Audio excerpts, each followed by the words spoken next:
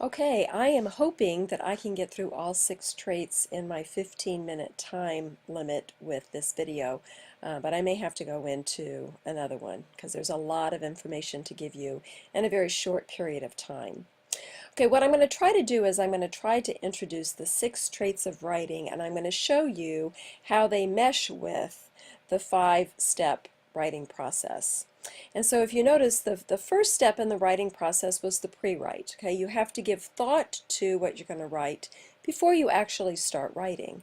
And that blends very well with the first trait of good writing, which is the ideas trait.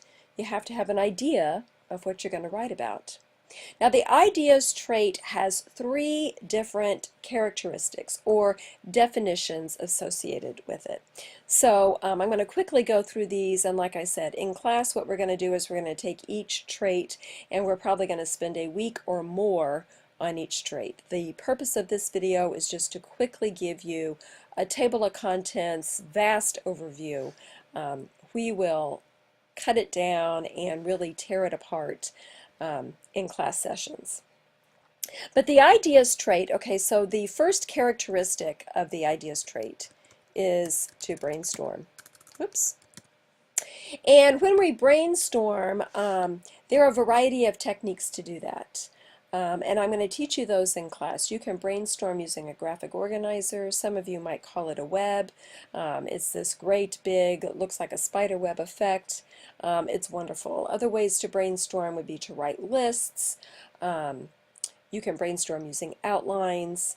There's just a variety of ways to brainstorm, and quite frankly, I'm going to kind of make you use a variety of ways so that you discern which one works best for you.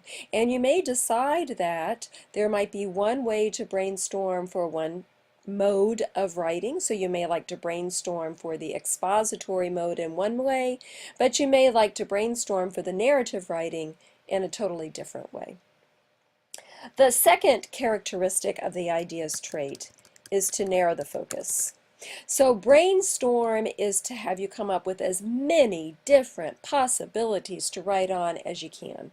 Because I will tell you this, that very often the first, second, or even third idea that you have when you brainstorm is really not going to be the best idea for you to write about. It really takes some digging deep to get that nugget idea that's really going to make your paper stand out. But you got to brainstorm to come up with a lot of ideas so that you have this choice and you can pick the one that is the best. And so that's where narrow the focus comes in. And then the last characteristic or definition of the ideas trait is what's called show versus tell. And I will tell you that this is something that professional writers struggle with a lot. We have been in the business of telling in our writing forever, but telling writing is very boring. Show writing is what's going to incorporate all your senses. The see, the smell, the hear, the touch, the taste, all of those senses that really make the writing come alive. And we have a variety of exercises that we're going to use to help us with show and not tell in our writing. Okay, so after you have the pre-write, you've brainstormed, you narrowed the focus, you've decided how you're going to add sensory details to it to make it exciting and alive. Now it's time to draft. And you will notice that there are actually 2 traits of writing that are associated with the draft process. So the first trait that's associated with the draft is called organization. Before you just start throwing those ideas on paper, you need to have some idea of logical order that you want to present those ideas in. And so that is going to be actually our first definition or characteristic, is you want to have some kind of logical order. Logical order can be chronological, that is, it's told in time, chronology. Logical order can be spatial. Logical order can utilize flashback, but there has to be some logical order. And I will quickly tell you right now that when we talk about logical order, this is logical order for the reader, not logical order for the writer. It is the writer's responsibility to make the writing easy to understand for the reader.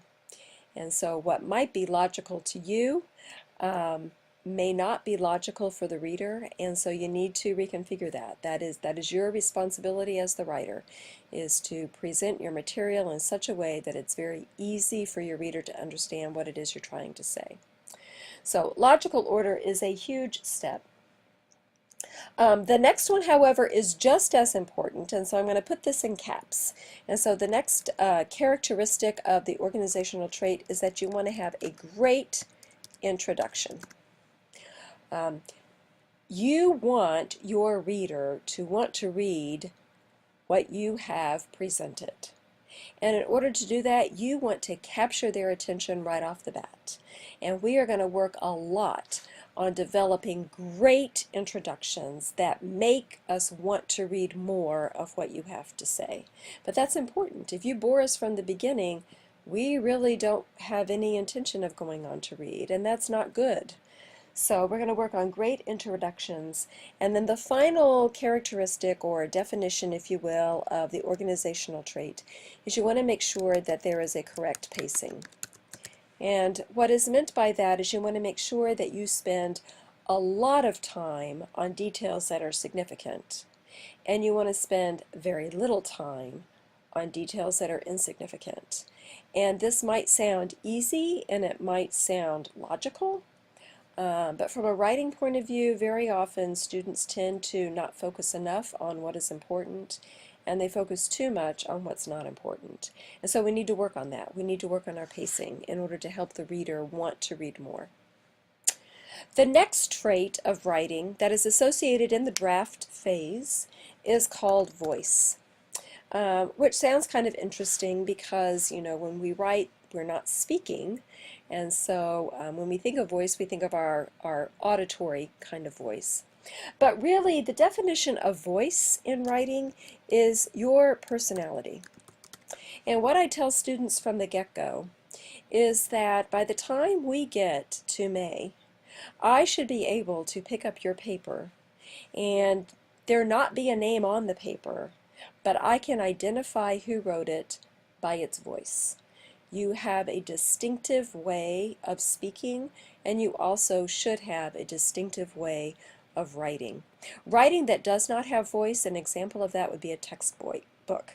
It's very dry, it's kind of boring, all it's doing is presenting the facts, and you don't want your writing to be that way. You want your writing to be exciting, and you want your own personality to come through.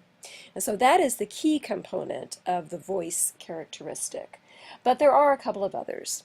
So the second characteristic of voice is you want to make sure that you have an appropriate voice. So if you are writing a formal research paper, you want to make sure that your voice is formal. You don't want to lapse into any kind of slang language. You want to keep it very high level.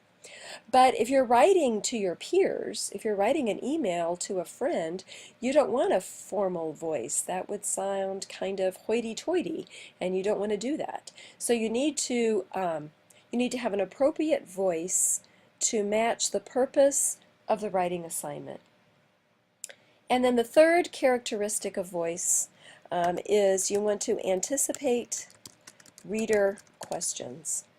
There is nothing worse for a reader than for them to complete an essay or a story or a research paper and they are left with unanswered questions.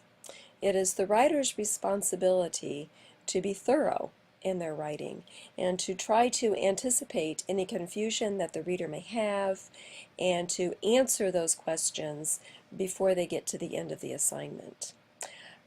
So as I look at my time slot right here, I see that I'm coming up on 10 minutes.